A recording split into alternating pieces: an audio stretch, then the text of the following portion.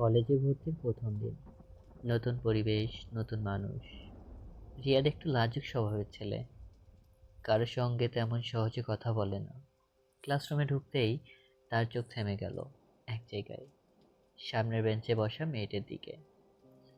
সাদা নীল ইউনিফর্মে চুল খোলা, আর চোখে এক অদ্ভুত নির্ভেজাল সরলতা। রিয়াদ জানলো মেয়েটির নাম মেঘলা। প্রথম কয়েকদিন শুধু চুপচাপ দূর থেকে তাকিয়েই থাকতো সে।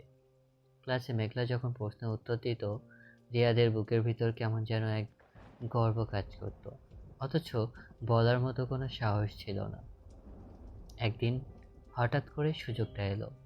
বৃষ্টির দিনে ক্লাস ছুটি হয়ে গেল, সবাই ছাতা নিয়ে চলে গেল, কিন্তু মেঘলার সঙ্গে কোনো ছাতা ছিল না। রিয়াদ নিজের ছাতাটা এগিয়ে দিয়ে বলল, চলো একসাথে যাওয়া যায়।